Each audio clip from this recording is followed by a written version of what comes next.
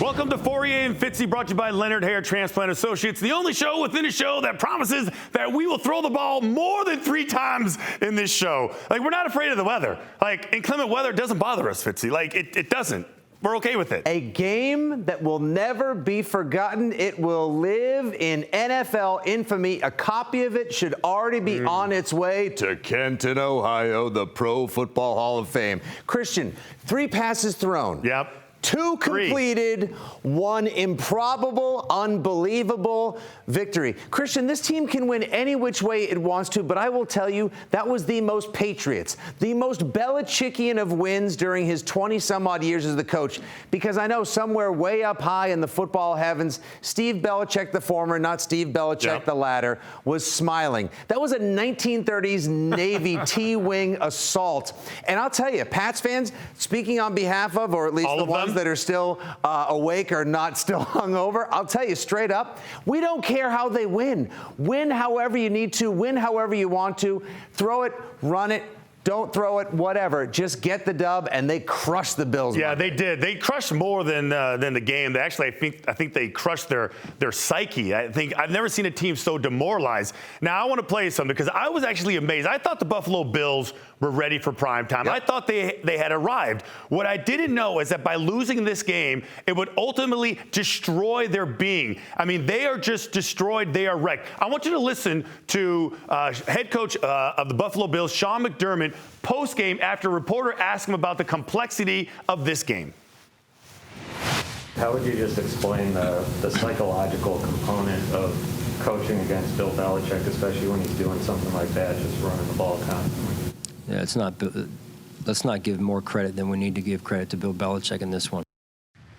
How would you not give him credit? Just take the L, move on. How demeaning is that, Fitzy, when you have a local beat reporter asking you about the complexity, about the psychological damage that exists because you just took a beating from Bill Belichick? It's so funny. That can't feel good. My victory cocoa all week long has tasted so much more delicious thanks to the salt that has come from Sean McDermott and many of the Bills fans, Bills players, etc. Listen, I also heard, did you hear that audio from the safeties, Micah Hyde and Jordan Poyer, after the game? They were asked if it was embarrassing that the Patriots ran the ball 46 times for almost 230 yards. Embarrassing was the word. And they almost got up and left, and they were mad too. But, Christian, you have to think of it this way. If you're the younger brother, and that's what the Bills were, right?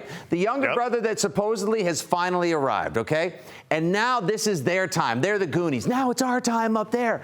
They finally took back the AFC East after all the years of noogies and wedges from the Patriots, right? Well, now the Patriots came right back in, and they took it from them. It's like an older brother sitting on your head for 3 hours, dominating you and saying, hey, bro, what are you going to do about it? The answer? Nothing. I did not think that they would take this loss so bad. They dismissed the loss. They were blaming other people for it. But fine, whatever.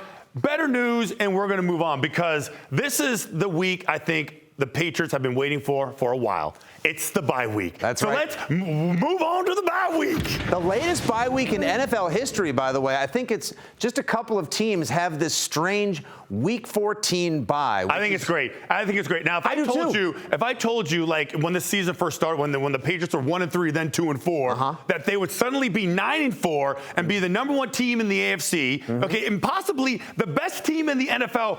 What would you tell me? I would have told you Natch, bro. Of course. You would probably say, I never doubted them. I've been here the whole time. How ashamed are you? Are you ashamed that you jumped off the bandwagon, now you're back on? I'm not ashamed in any way, shape, or form, Christian. Like I've told you before, I'm from the South Shore. I grew up. You show people that you love, that you're disappointed in, you show them that love by yelling at them, okay? Who among us, I was disappointed because I knew the Patriots could be better. Who among us has not stood in the kitchen and maybe yelled at our kids before because we expect better out of them? Well, I did, and guess what? Since I stood on this very stage and yelled at the Patriots South Shore style, they have won 7 straight. So obviously it worked. Yeah, and the remaining schedule is not very difficult when you think about it. So they got the Colts, they got the Bills, and then you got the Jacksonville Jaguars, who will not want anything to do with Gillette January 2nd, and then the Dolphins. I think they run the table. 50. I do too. I feel like at the end of the season, it's 11 straight wins. They get the bye, and then we're heading to Los Angeles. That should be the next graphic. We're on to LA. Wait, are we on to Super Bowl 56? Yes! 'Cause I saw earlier today that ESPN's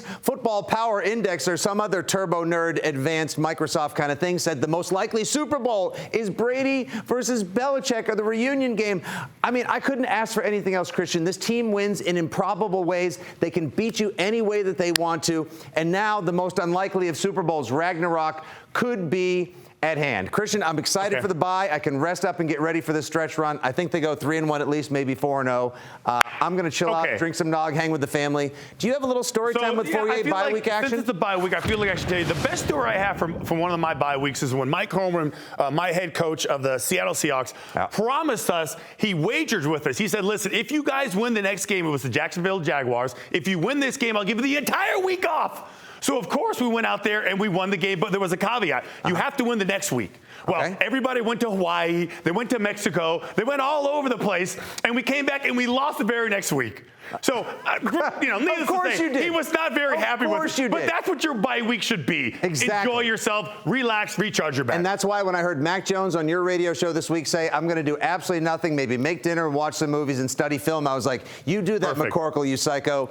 You do that. All right, great job this week. Enjoy the bye, everybody. That's Fauria. I'm Fitzy. Let's go, Pats.